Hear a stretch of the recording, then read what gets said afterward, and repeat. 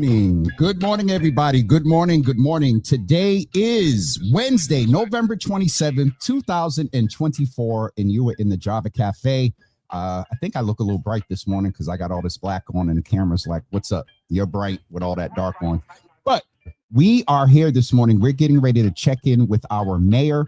We typically check in on every first Wednesday, but she's very busy. She also has a few extra health appointments. We're going to check in with her about that. She's also, unfortunately, come to, fortunately in some cases, but unfortunately come to the attention of the incoming administration in Washington, D.C. and dealing with that. She's advocating for tax relief, that a lot of the burden pre-November 5th, tax codes are changing at the end of, I believe, 25. And so there's a lot to check in with the mayor about, and she will be with us. She's wrapping up a meeting, and she will be in with us in a few moments. In addition to the mayor, we're serving 2 cups of Java this morning. We're also going to speak with the executive director of the Reckitt Company. The mayor has been there before and is familiar, so they'll cross over for a couple of seconds. But the mayor is ready, and I want to make the most use of her time with her this morning. And Mayor, it is good to see you. I said the other day, and I skated on a line of making a controversial comment, and I've been seeing in pictures that, I said that I referred to your pregnancy weight. because, I've seen it before, but it's been a while. And so to see it now is like, it's interesting. And so one of the first things we do all the time, but Mayor, even more so now with all that's going on, our mother, Mayor Wu, I have to refer. You are the second mom mayor, but the first, I believe, to be in office pregnant. Yes. So that's huge. That is huge. And so it's huge in every way. Definitely. You can't see it, but it feels huge too.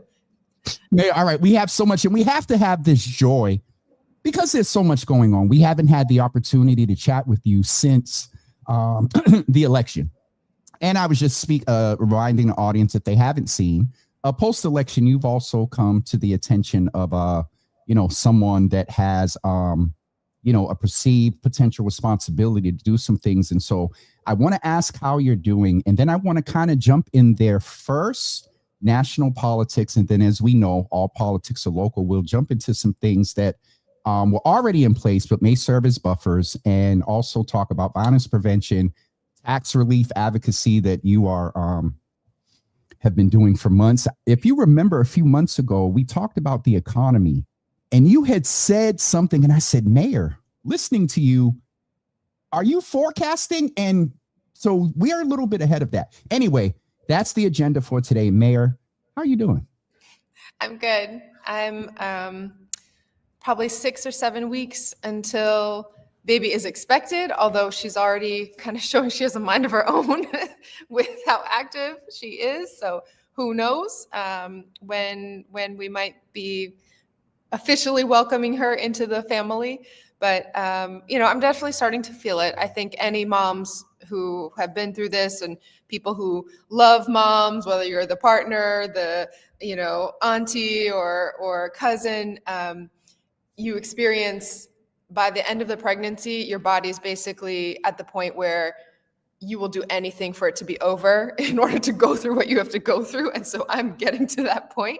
But it's been amazing to have so much support from the team, and everyone in the community has been incredible. We've been doing a lot of the, turkey deliveries and thinking about food insecurity in this time. And so I've been still running around as usual until I'm going to try to go until I can't go anymore. But we're approaching that point where I really have to slow down. And the family's good too. So I think this is all in the context. My due date is January 15th, which is not only, my birthday is January 14th. So I've always had it kind of close to Dr. King's holiday and birthday, but it's also this year close to inauguration. So that adds just layers and layers of how you think. Are you going? Please. I'm going to be in my I mean, it's so close. In all seriousness, it's so close to your expected due date. But Mayor, just because your time is limited, I'm going to go in and try to be a little journalistic today and just move us along because there's so much to talk about.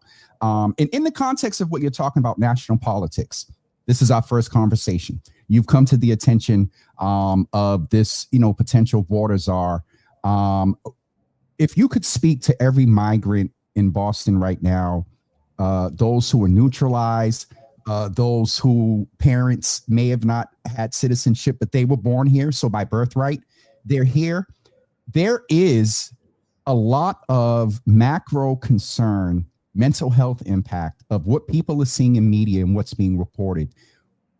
We have often said that you, Dr. Basola, in some spaces, Robbie from DPH, and our governor and our AG are buffers. We are blessed to be here in Boston, Massachusetts. Thoughts post-election, and if you can just talk to what we need to shore up and do here in the city of Boston, potentially on January 20th or 21st. Yeah. I think the first thing for everyone to hear is that Boston is a home for everyone. We are committed to making that true in every sense of the word. And particularly when it comes to our immigrant neighbors, family, loved ones, we are the city we are today because so many decided to make their home here, even if they weren't originally from here. Now, we have that beautiful mix of history and innovation and sort of leading the way, but that's always been grounded on people being welcome in Boston and the sense that wave after wave of new communities facing hardships and, maybe facing a society that wasn't ready at that time, but hopefully at this point in our history, we are clear that, of our population, 29% are immigrant residents. And that's people who are keeping our economy going, people who are making our cities and neighborhoods vibrant and exciting and fun, families in our school system, people who are baked into the infrastructure of who we are as a city. And there's been a lot of talk at the federal level. There's been a lot of posturing and targeting.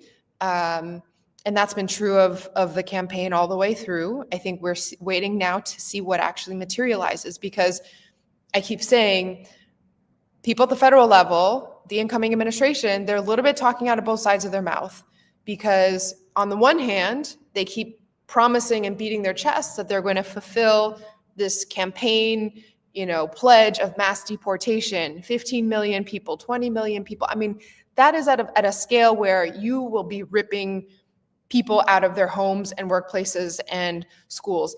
But then at the same time, whenever people push back and say, why would you want to cause widespread fear and ruin the economy and all the impacts that would involve, they say, no, you're being, add whatever personal insult in there, because we're only focusing on public safety and those who have a criminal record. And that's not true. There are simply not 20 million immigrant people in this country who have criminal records. It is a tiny, tiny fraction of we know there's population. We know at least there's one person with a criminal record. But go ahead, Mayor. I'm sorry.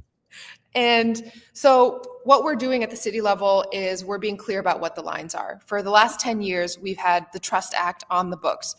I was proud to vote for it as a counselor in my very first year. We were proud to strengthen it, adjust it, keep it active and affirmed in our city. And that has been not only an important tool to make clear that we're welcoming for everyone. We don't ask about immigration status in our schools, in public safety interactions, in our community centers or libraries or anywhere else that people would be coming into needing city services.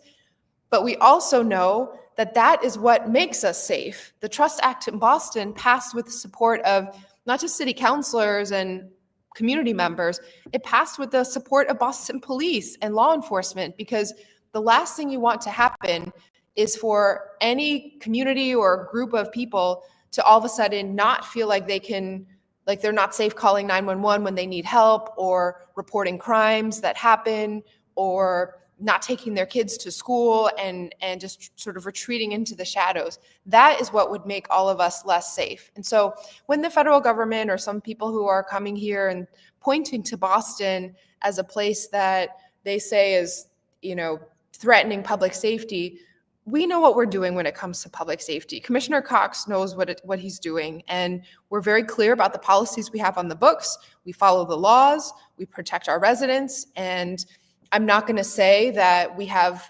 superpowers to, put a bubble around Boston so that we won't be impacted by anything happening at the federal level.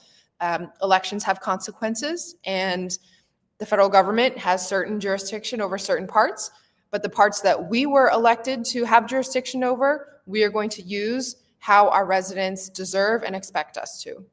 Mayor, I thank you for that. And it is, I think it's just so important. And it's unfortunate that, we're going into this time of year, with families. I heard a report on the other day that in California, I believe, one of the school board, it's a different setup there, was saying that they're afraid that after vacation, some of their kids may not return to school.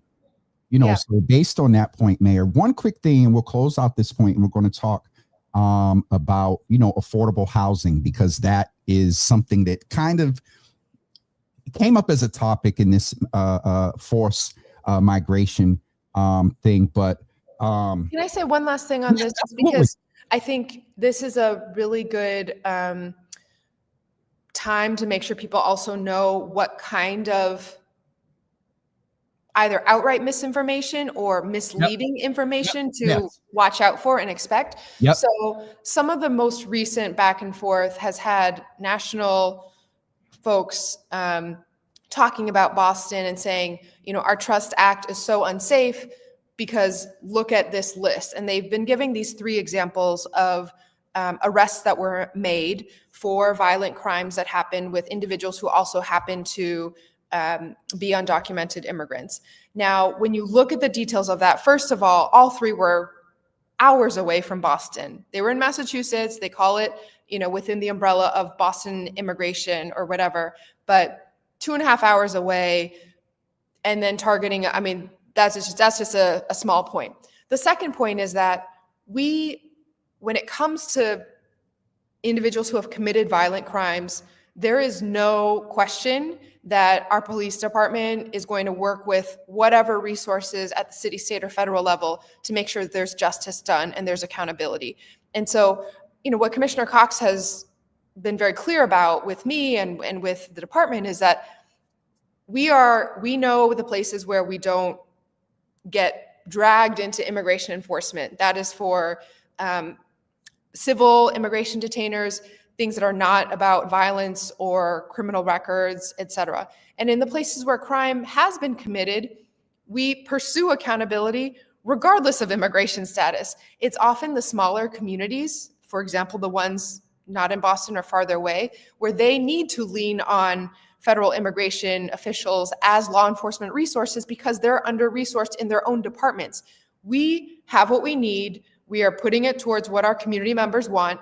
And so in the places where you see, opting into cooperation or opting into, we're all in with this agenda, either it's because of a certain political ideology or it's because they actually want to rely on those resources. Whereas Boston, we are, blessed that we've had this professional trained force that is focused on community policing and building trust as the best way to keep everyone safe.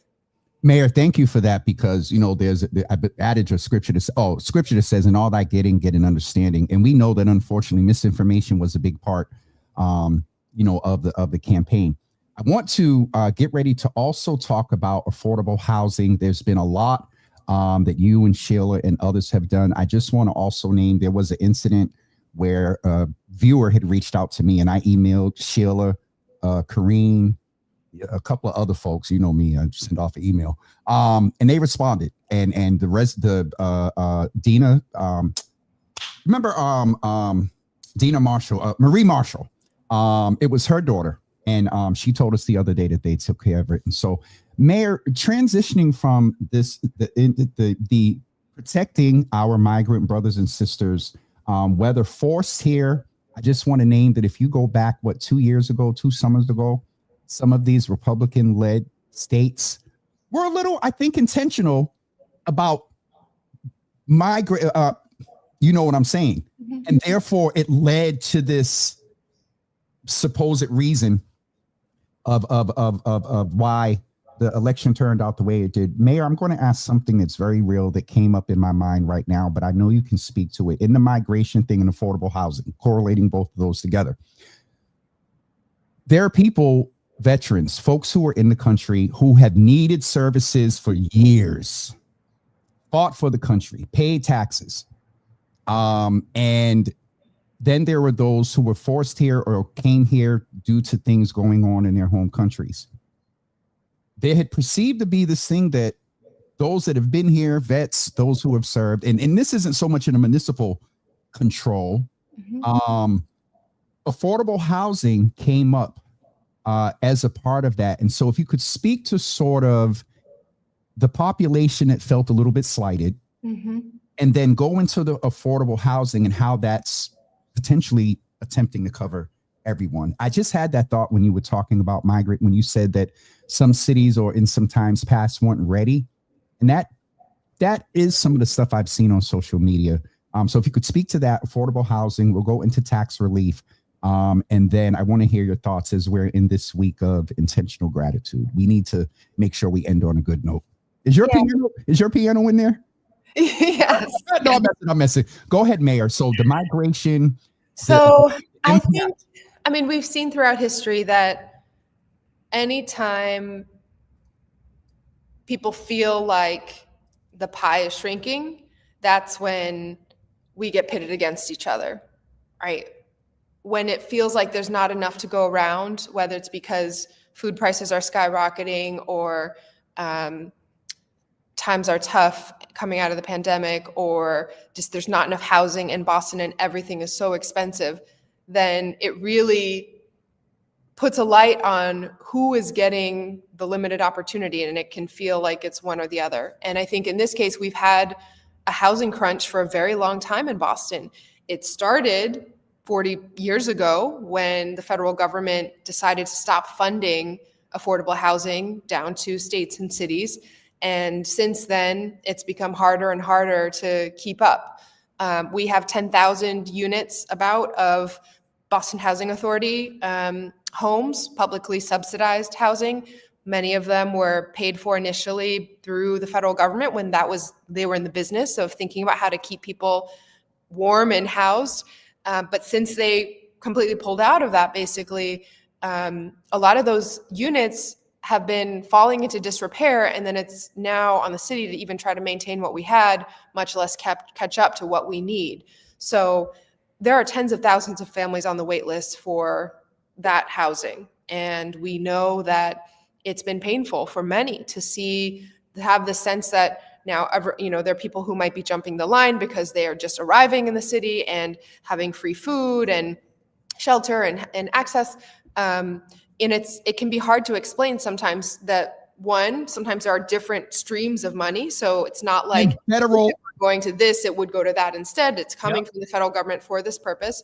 And two, in other cases, you're actually saving money for taxpayers overall by trying to get people stabilized and on their feet so then they can get out of that housing and into jobs. And that's true for newly arrived immigrant families as it is for those who are struggling with the opiate crisis and homelessness. We've had a philosophy of if we get people housed and into treatment, yes, it takes resources, but ultimately it is saving money for everyone in the long run. Now, it's hard to balance that when all you see is your family struggling and not being able to put food on the table, and what are you going to do? So we have a lot of work to do. Housing is the number one stress in Boston, and we are far from where we need to be in terms of where housing should be to be affordable. We've been doing everything that we can, and we've been making a lot of progress. Over the last 3 years, we permitted more affordable housing than in the last 25 years.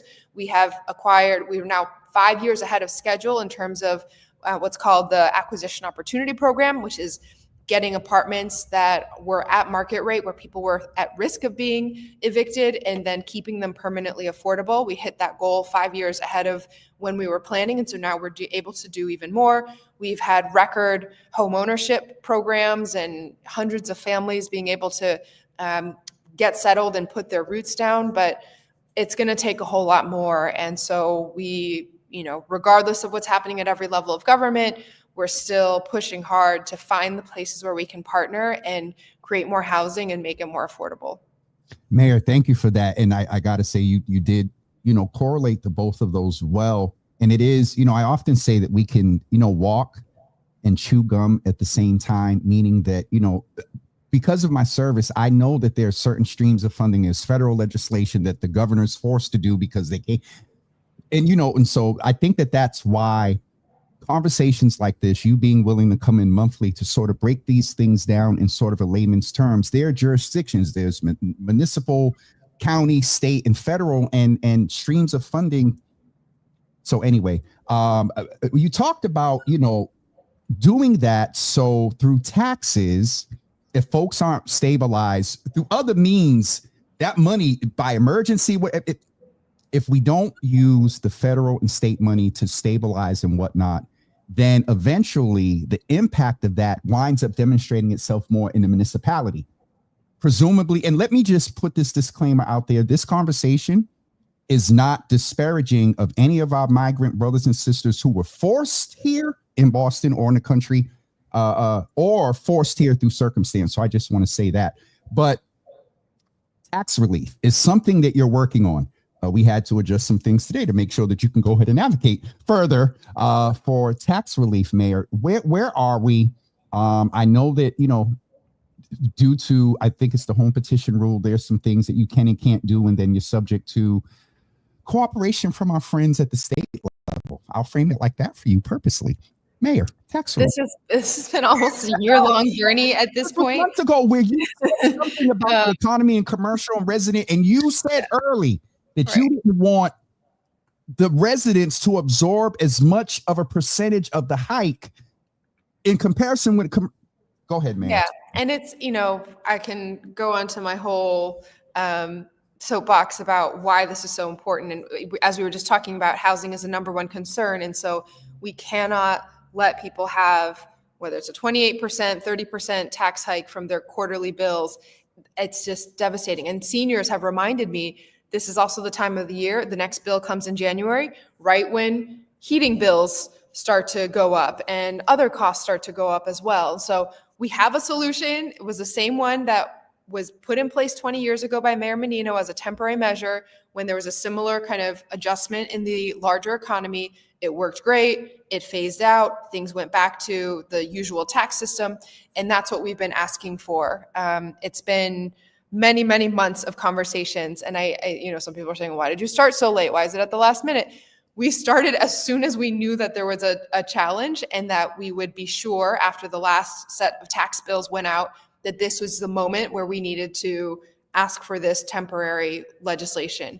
It has now been passed through the city council twice, passed through the House of Representatives at the state level twice. And then we, thank you to the Senate President and others, have been told that they're going to vote on it on Monday at the Senate level. So I have some more conversations throughout the day and in the next couple days with senators and with others, just to make sure people have all the information that this would protect residents, it's temporary, and it would also keep taxes going down for commercial. It's just balancing them. So it's not like we're putting 30% on businesses. Instead, it's just evening it out so everyone's taxes would be similar to what they've been for the last couple of years, rather than having a gigantic tax decrease for commercial and tax increase for residential. It's just about even. So fingers crossed, we are working as hard as we possibly can. And there have been so many Boston residents who have called, reached out, visited the State House, come to testify at city council or state hearings. And it's really their stories and their voices that have moved this. And so we're a little bit down to the wire because there's still a couple steps before tax bills can get finalized. The city council has to vote again to officially accept the rates. The Department of Revenue at the state has to then certify everything. We have to print the bills, get them in the mail. So I'm praying. Mayor, it's just, I've often said that you don't understand these things until you get in the seat. Yes or no? Has your opinion on some things as a councilor changed since becoming mayor? Yes or no? It's real. We have a couple of minutes to go. I want to ask you about one superficial thing. When you talk about, this migrant misinformation, there was some misinformation. I don't know what it is about celebrities and these things, and then it hits social media and money bags. I don't know if you heard about it. Went to a gym. I think it was in Burlington. Social media. He basically was asked to leave. I think the only black person in the gym.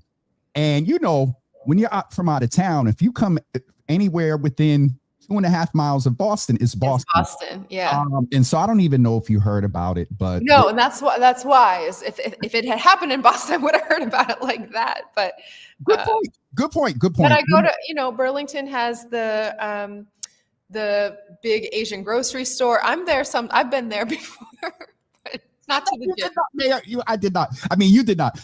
The last thing I want to ask you, Mayor, and with where you can, ethically and whatnot, you're asked about it, all around the city and City Hall and whatnot. There I saw on Legacy Media that you were asked about, things next year. We just finished one election, and then about 350 something days, from now, local residents are going to make a decision. May I ask you, Mayor, with so much of the monumental history that was made with your election, being the second woman mayor, the first elected, the first pregnant, there's some symbolism in your demographic. How much do you value your symbolism as a woman, as an Asian woman who speaks fluent Spanish, in comparison with some of this so-called mandate from across the country? How do you view and value your symbolism? Of course, life experience and values that inform your leadership. But can you just speak to, some symbolism? And then we're going to end out with gratitude. I think for me, especially at the local level, when you can't just live in the world of talking the talk, it's really about what are you doing to get things done. The symbolism, if you will, or I don't think a lot. I think each of us just have our lived experiences, perspectives, many different facets and layers of our identity that are how we see the world. And sometimes in these spaces, when you are the first or the only, all of a sudden it hits you, oh, maybe that's why I'm seeing this from a slightly different angle, because I don't have that experience, or I'm bringing this other experience. And I've been really blessed to have a team that comes with a lot of that history as well, who have, I think, brought an energy to City Hall to really try to make sure that this is a city for everyone. I think for me, being pregnant or being from a certain generation or racial or ethnic background or lived experience, it's relevant because I've noticed that in some ways it then invites communities who have not necessarily felt included or welcomed into the conversation to talk about things that maybe they hadn't brought up to city government before. And that I hope is the most relevant, that maybe the diversity that each one of us brings can then be a platform for all of our communities to feel and connect. Like, I hear all sorts of stories about how people's pregnancies went, the struggles they had with work-life policies or with the crazy system that's under attack in terms of reproductive health and fertility and infertility. And so all of those, I hope it's because, when you see someone who has a big belly, you want to share a little bit more about that part of you. And maybe you never thought you could talk to your mayor about stuff like that before, because it just was top of mind. And I want to just, for me, every story that I get to hear, I feel so humbled and honored to be let into that part of that person's life.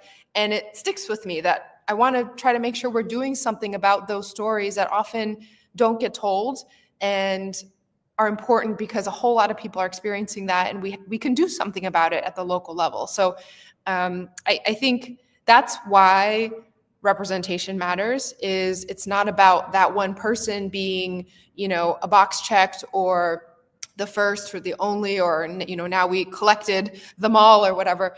It's about opening up the conversation to everyone who might have felt like these spaces weren't for them before.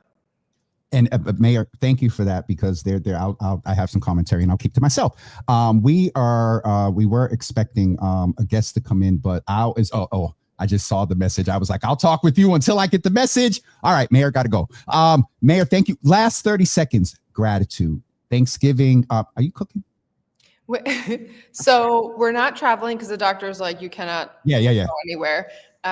So I'm cooking some things, but I'm ordering some other things. So I have 4 pies on order from different places. I got pies, not turkey, not the food. You said 4 pies. I think we got a cherry coming, a key lime, chocolate cream, and like I forget if it's pumpkin or something like that. So, all right, babe.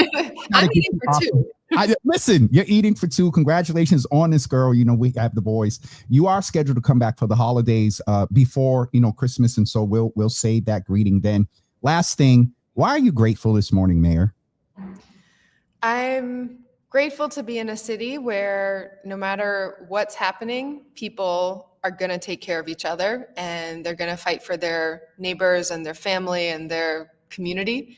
And I think especially in this moment, being reminded of how many of us are in it together makes me feel a sense of comfort and resolve headed into the new year. All right, Mayor, thank you so much for being with us this morning. Happy Thanksgiving to you. Happy Thanksgiving. Pies. You said nothing about, and brother, you made it, brother Bobby. I was just saying, to see you. Bobby is in, and the mayor's here. And so, Bobby, the mayor has to go. We're a little bit over time, but congrats on the new addition, Mayor. Thank you. So great to see you. We'll talk to you soon, and enjoy Thanksgiving, and give Connor and the kids my best. All right. See you later. Take care. Bobby, what's up, brother? Man, I was looking, and I got to the time. I said, and I know you're executive director, so there's things that probably go on, meetings that ran over and all that. But welcome, Mr. OG, Java Cafe, sir. I just got to adjust a little bit. No, man, do your thing. Do me a favor. We're going because this is a whole different vibe. So we're going to take a quick commercial break. Folks, we will be right back with you, and we're going to check in with Bobby Boyd, who is the executive director of the Record Co. I said in the introduction that it's a hidden gem, sort of. You all, if you go in the Mass Ave area, you ride by it all the time. Artists come into the city. If they're going to be here for a couple of days, Bobby might get a call and be like, yo, I want to come and lay a track. And there's some major artists that have done that. And so right after this commercial break, we're going to come back and talk with Bobby, and also about a challenge he's been given. He raises $200,000. Somebody said they're going to match $200,000. So we're going to talk about that. Covered by Music has been there. You all are familiar with them. So we'll be back with Bobby in just a couple of seconds, everyone. Stay tuned.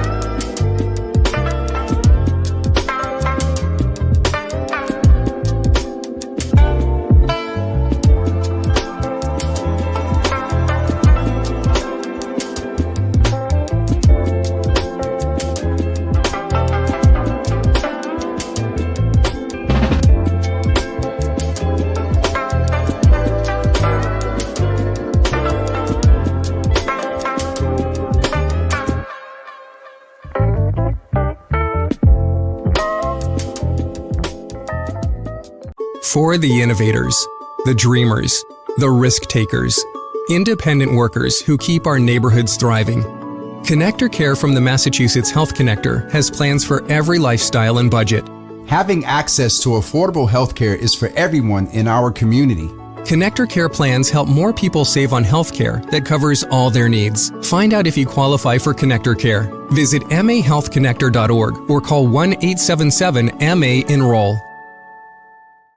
Hey, what's up, everybody? We're back. Thank you for your patience. I just needed to kind of adjust from a certain type of energy with the mayor, and now talking with this young man that I had the pleasure this summer of meeting at Covered by Music's, I was going to say recital. It's not a recital. At their closeout Event. It was crazy too. They did a great job. Shout out to Free and the whole team. Yeah. Free, Keithan, and everybody over there, Chantel, and I'm forgetting somebody else. There's somebody else, but I don't want to get in trouble. But everybody that was a part of that, that's where we met. And I've seen you in community before, but we met that day and committed to talking. We've sat down. And you shared a little bit of your journey. So, Bobby, first of all, we could say good morning to the audience, introduce yourself. Yes. And I would ask you to describe the impact of artistry on advocacy in one word. Wow. Well, good morning, everyone, and thanks for having me, Jimmy. It's a pleasure to be here and talk to the audience. And the community is something that we're really passionate about.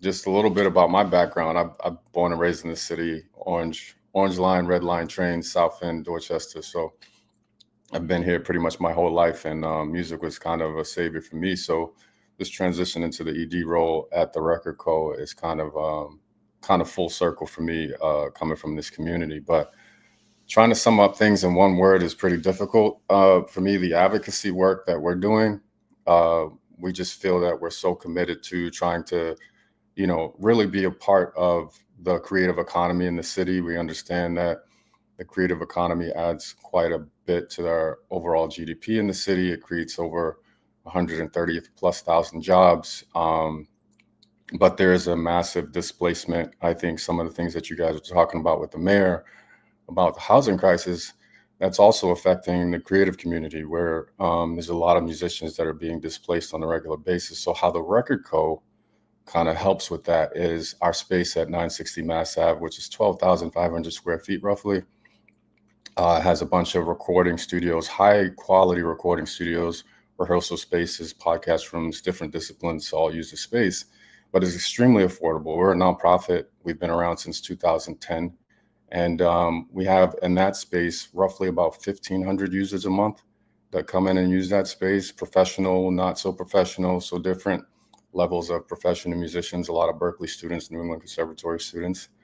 And then in 2023, we jumped in as part of a crisis intervention. Speaking about displacement, the Sound Museum closed down in Alston, or was closing down in Alston, and we jumped in and we took over a building at 55 Morrissey, which is a roughly 40,000 square foot building. And in about 8 weeks, we've renovated that building, and now there's about 90 rooms in that building with over 400+ bands working out of that building. So between both locations, we're serving about 4,000 creatives a month, which is really insane. Let me back up a little bit, and it says something about you because you went right into the work. And I didn't have a chance, Bobby, to ask you, tell us a little bit, about your journey, and we'll jump into, the Record Co. and the 200,000 challenge that you have, which is really a 400,000 challenge. And then there's somebody listening out there right now, and y'all just want to make it an even $500,000. Throw this brother 100,000. Hey, I'm off. And then Bobby, you throw me some of that. No, I'm messing. But, hey man, finder's fee is always something we can talk about. But tell us, when we sat, shout out to Luther, pick me down at the Pearl. When we sat at the Pearl, I got to hear a little bit of your story and how it informs your passion around what you just said.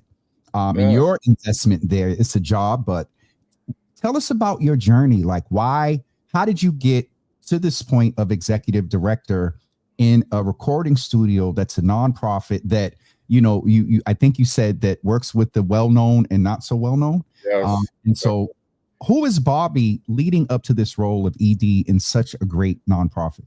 And like I said, I am the city. I know the city. I grew up in the city. I was homeless in the city for a long time, my family. When I grew up in the city, it was racially divided. There was, you couldn't go through South Boston without getting chased. You couldn't go through the North End. You couldn't travel certain places. But then we also had the gang violence. So, you had a lot of the gang violence. So for me, music was like a savior for me, especially with dealing with homelessness. Being able to write and journal and do those kind of things was kind of therapy for me. But as I professionalized myself, I didn't know that this was going to be the landing point. I was in sales for about 15 years. So I ran automotive dealerships for about 15 years. And then I got into software sales. And then during COVID, my mentor, Marvin Gilmore, came to me and was like, hey, listen, I need some help, getting these cannabis dispensaries going. And I'm like, Mr. Gilmore, I'm not really into that. And he kind of twisted my arm. So we opened up one of the first cannabis dispensaries in Chelsea. And now we have one in Harvard Square and Central Square, which is the Western Front. If anyone knows about the old Western Front, Mr. Gilmore, a very prominent figure in the community, but also a very prominent performance venue that he owned in the city. Say all of that to kind of give you kind of a little background on how this thing came full circle for me. Right after COVID, I had told Mr. Gilmore, like, listen, I got to move on. And I seen this opportunity come up with the Record Co. And I was like, wow, this would be great if I could get back in here, contribute to the community. I've done well for myself, but now I get a chance to give back. So I got into the role. It was a little chaotic at first, but some things moved around. It's a founder-led organization. The founder had moved on to do bigger things and fell in my lap that I could be the ED. So now strategic planning and thinking future state about where we can take this thing and just trying to find my tribe of people that can help, or that want to come along on this mission and help us take this thing to the next level. One of the things that you spoke about, is being the executive director, strategic planning, but let's just jump right into one of the reasons we want to make folks aware of what you're doing. I got to see it in full circle. We tentatively may be there in December for a holiday event. But you now have been faced with the challenge of raising $200,000. Yeah. So, and where are you on the 200? Yeah, I want to say we're doing really well right now, and I'm really don't say that. You're supposed to say no, because I think I don't want to lie to people. Absolutely. I think it was very difficult for me. I took over as ED back in June, so there was not a lot of information that was relayed to me about how to do all these things. So I picked up the pieces and dust off, and now we're getting our stride. So we've been able to raise, about 100K plus, and that's from our donors, but also some of our board members, but also the community. The community has stepped up big time, and they see the need for the rehearsal spaces, the practice spaces. We have a lot of partner orgs that use our space. Shout out to Beat the Odds, they work with at-risk youth, and we have partners like Brighter Boston and Community Music Center of Boston that all use our space to do their convening, but also their programming. Covered by Music, they do their programming there as well. So we have a lot of partner orgs that actually come through there, and everyone's been just showing an immense amount of support. We still have a little bit of ways to go. So December 31st is kind of the cutoff point. So we're hoping to be able to, bring in that other 100K and get to that point where we can say, we've attained that first match. I want to make sure that folks know that we did share in the comments where you can go and donate. And Bobby, I tell my audience all the time, 20 people donating $10 helps, 100 people donating $5. There's no amount that's too little. And so I want to encourage people to donate. I am actually either before the holidays or right after the holidays, I'm going to go visit Bobby and just I've been there before, but with some intentionality of just checking out the Record Co. Again, he's offered, the space in partnership, and we may be doing our Christmas show there. I don't know if we can pull it off by December 19th, but I just thought it was important when you mentioned this challenge, Bobby. I thought it was important to just bring to the attention of the community. I don't know who goes in and watch on the after watch. We got folks on Twitter, Instagram. I just want to acknowledge a good sister. I don't know if you saw, she's over on Instagram. Miss Free Marie is in the building and said Bobby over there. I saw Keithan over on Instagram, and Free was over there as well. Yeah, shout out to the Covered by Music team. They're awesome, and we're looking forward to doing their next camp as well. They did a fantastic. I just really want to give a shout out to them because they did a fantastic camp. The kids come in and they're a shell of themselves. They're not really confident. But then when those kids leave and they're full of confidence, I had, we were at the Pearl, and then I think you had left, or maybe I had left, but I think I was back the next day or whatever. Shout out to the Pearl. And there was a father that was a part of that convening with Covered by Music, and he approached me and he was like thanking me because of the impact that it had on his daughter. And I thought that was like really powerful. I think that was when we was there. Yeah, I think it was, but it was really powerful for me because it was just one, Black men appreciating Black men. We were in a space where we felt comfortable, and they called me over. They're like, listen, I just wanted to give a shout out to you. They were bigging me up, and it felt really, really good. So, like I said, shout out to Covered by Music, but also shout out to Trim and all the other partner programs that come in and do their thing, because it's life changing. So when people really get to experience the record co, whether you're a parent or if you have a young budding musician, when they come to the space, all the equipment's there, all the music equipment is there. We have podcast rooms that you can do photography. Podcasts is, like I said, multiple different disciplines can use that space. It's actually just space, but our recording studios are something really beautiful when you get a chance to see it. So I hope everyone gets a chance to come down at some point. Open invitation to the whole community. Absolutely, because come see it. Not the not so well knowns coming in talking about, I need an hour. No. Schedule that. Come see it. We can talk. I want to make sure folks know that in the comments, I put 2 links. The first link that I put further up is just the general information about the record co. And then also further down, I put where you can go in, and it's hyperlinked in the comments where you can click that and go make a donation on behalf. And if there's a memo there, if you make a donation, just put, Java with Jimmy in there so they can see. Bobby, I appreciate you, man, for coming in with us. It was a great time. Quickly, to crossover with the mayor, but she has been there as well. Yep. And I mean, as a musician herself, appreciating that. So, but Bobby, I know you got a lot to do. I'm going to get off of here because I got to go put the turkey in the brine. Sure. And just a quick correction. It's therecordco.org. If you guys visit therecordco.org, Amplify Boston is the campaign. So you can go to Amplify Boston if you feel like you want to contribute. So it's not the one that's on the website. It is. When you hit the homepage, the first tab is Amplify Boston. Okay, hold on. I want to make sure they have the right link. The first Amplify Boston. Okay. So that's the match. Okay, I went straight to donate. Yeah. It's okay. It's okay. I mean, it's gonna get to us either way, so we appreciate it. Hold on. Tell your team that if any chance in the past 10 minutes someone went on and donated $20 and put Java with Jimmy, that counts towards your 100,000.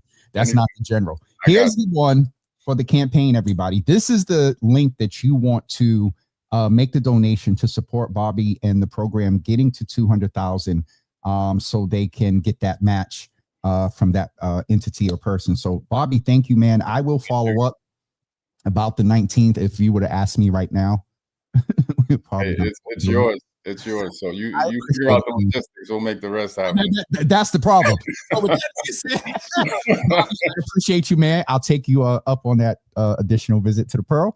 But no, man, I appreciate you. And we'll be in touch. And happy Thanksgiving. Before I let you go, why are you grateful this morning? Oh man, see, I appreciate you asking. I lost my mom a couple of years ago, and it really affected me. Me and my mom are really, really tight, and I'm just learning to take every day as a blessing. Knowing how short life is, and knowing how like a lot of times we can get caught up in our heads and all the thoughts and things that we're thinking about, and we forget to take time to just appreciate a breath, a friend, a conversation, things of that nature. So I'm just learning to be grateful for the simple things in life, knowing how far I've come, but also knowing how much this world needs a little love right now. So just trying to share that, be grateful, be mindful, be intentional, and just show love and respect. So happy Thanksgiving to everybody that's out there. I hope everybody's doing extremely well. Love on your family. If you're mad at them, apologize. Or whatever you got to do. I think the world needs more of us hugging and loving on each other. Absolutely. The good brother Free, as you shouted out, was in the building, and he's signing off and saying support. Kind of off topic, Bobby, but you mentioned, as a Black man and whatnot. And, I put up a reel the other day, post the election, before the election, decades, centuries. Yeah. We often feel unseen. Yeah. And one of the spaces that we're often seen is in basketball and rapping and music. Yeah, that's cool. But if you had the opportunity to speak to Black men right now, thank you for being transparent about your mom. We talked about this on Monday, on Mental Health Mondays. Yeah. But if you could speak to Black men right now who are dealing, life is life and can't see the kids, rent ain't paid. Right. What would you say to them to just help them fortify? And feel free to, if any therapy you've ever been or whatever, Yeah. however you want, sir. What would you say to Black men this morning? I think I would say what I say to myself every day, and it's just be present in the moment. Sometimes the anxiety, and I'm not, dismissing anyone's anxiety or depression, but sometimes the root of that is not being in the moment. So I think if you can just be in the moment, be present, the first step is the next step. So like just being ready to take the next step. If you're going through something, it's a season, it's just like a cloud. This too shall pass. So just realize that you can make change. It will take time, but then surround yourself with good people. Like I said, I grew up homeless in the city. I had to change my environment. I had to surround myself with people that I wanted to be like, or at least that I admired. So I changed my circle, I changed my environment, and now I changed my circumstance. And I still got a lot of work to do. So I'm not saying I've done it all, but to my brothers that are out there that are struggling, hey man, the next step is the best step. So make a good next step. I appreciate that, man. I know you could speak to it, and my energy often thrives off of your answers, and so we could spend another 20 minutes. So I could get this dinner started. But I appreciate you, sir, and we really believe that you'll send me a text in a couple of weeks and say, "Yo, Jimmy, we hit the 200,000." Yeah, I hope so. Appreciate yes, sir. You. Yes, sir. I appreciate you too, man. And you're getting compliments in the comments on your cabinets back there. Okay, hey. I do a lot of work. Wifey got me working, man. All right, brother. I appreciate you, man. Thank you. All right, take care. Folks, don't forget to go in the latter link that I put up to support through the Amplify link and support the Record Co. Appreciate the brother coming in. Miss Teresa, I caught that. Change your circle, change it. It was three things. It was change your circle, change your circumstance, but there was like one before that. And so we're going to get ready to go, everyone. I don't know why I'm feeling a little nostalgic, but we're on tomorrow morning. I have to put the flyer out, but Jermaine Butts and Chanel Remy are going to join us tomorrow morning at 10 a.m. We're going to come in and just chat about some Thanksgiving shenanigans. Who shouldn't make the potato salad? That kind of uncle that once he gets about 3 or 4 or 5 drinks in him, he forgets that that's his great niece. The auntie that's going to sit back and tell everybody's business. All that stuff that the stuff that goes on Thanksgiving. We dried out stuff and it looked like meatloaf. And the only reason why I say that, so one year, Bishop ended up being in Boston on Thanksgiving. And I told him I was cooking. And that was one of the years I made, I think it was the first year after Grandpa passed. So it had to be 2009. And I made 13, 14 plates, oyster stuffing, smoked oyster stuffing, regular stuffing. And I forgot that the oyster stuffing was in the oven. So it got a little dry. So I still put it on Bishop's plate. And of course, for y'all that don't know, and Lady Bragg doesn't watch, so I can tell, even when I stopped going to New Life, I would get a text every year. Jimmy.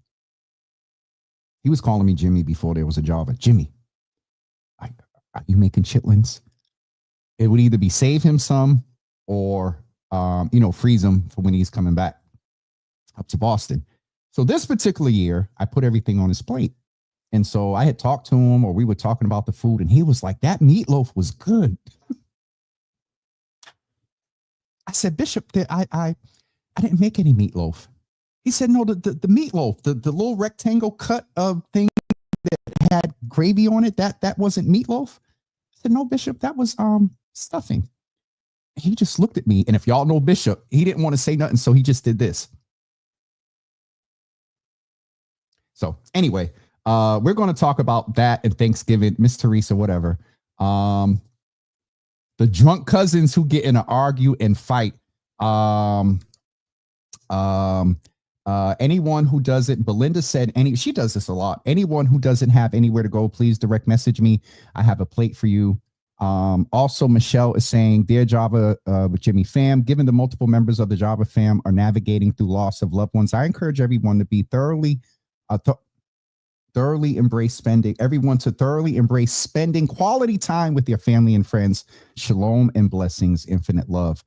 We got a wide variety of comments going on here about cooking and all that other stuff. And my dried out stuff in it, Bishop thought was meatloaf. Tonight at 9 p.m., I'm going over to Urban Heat iHeartRadio to chat with Chanel Remy around love and some songs in this time of year and all this stuff. So I got to get her my playlist. But, you know, Shalimar, Somewhere There's a Love, Just for Me, Feelings. How Did You Get Here by Deborah Cox. Because a couple of them didn't. Well, anyway. All right. We're going to have R&B and Chill tonight at 9 p.m. at Urban Heat. Tomorrow morning at 10 a.m. Thanksgiving shenanigans here in the Java Cafe. No programming on Friday. I may take Monday off. I don't know. I'll let you guys know. All right. Thank you for being with us today. And we will. You're not going to do me, Belinda. Let me just check Instagram, make sure I got everybody over there. All right. We are all set. We saw folks is really up on Instagram today. All right. Mayor Wu and Brother Bobby. Play some Uncle Luke for Uncle Thaddeus. All right, I'm getting off of here, everyone. I need to go get this turkey together. Yeah, get ready for tomorrow. Make your cornbread today. Chop your vegetables, dicing, all that stuff today. I wouldn't cook today. The earliest I would start cooking, as Miss Teresa said, is like midnight. There's a debate going on social media right now that if your food is done by 12 o'clock today, they're not eating tomorrow. Whatever. Folks got to do what they need to do. People are working and all that. And it's a little bit of a joke, but we let people live. And remember gratitude and thankfulness this morning. I'm thankful for Miss Teresa because she keeps the brother laced. I mean, my shirts and stuff look real nice, y'all. I always get compliments. And so I'm thankful for Miss Teresa. I'm thankful for all of you. Belinda said, wait a minute, Belinda. I'm just conflating you and Deborah singing How Did You Get Here? And at the Apollo, like, Belinda, you know, you one of the little missionaries. I can't see you singing How Did You Get Here? All right, B. All right. I think that is it for me today. I'm going to stop looking at the comments. UCB, I'm going to give y'all one more minute. This is my Thanksgiving gift to you. We got one more minute and y'all get 90 minutes worth of points. So it's 10:31. So you all have a wonderful day. Oh, Miss Teresa, thank you. She said I make the shirt look good. All right, we're off of here. Tonight at 9 p.m., I'll probably go live. But you can watch on Urban Heat and also tomorrow morning at 10 a.m. for Thanksgiving shenanigans. Have a great day. If you're traveling, be careful, be safe. I would also say prepare for delays. There's interesting weather forecasted as well as the FAA and TSA. They're short-staffed and some of the flights are already behind. So plan ahead. Mentally prepare yourself if you're traveling to say, I'm going to probably wait.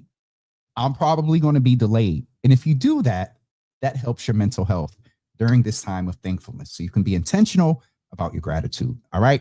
Have a great Thanksgiving. If you're not going to join us tomorrow and you're traveling and not able to make it, and we'll talk to y'all soon.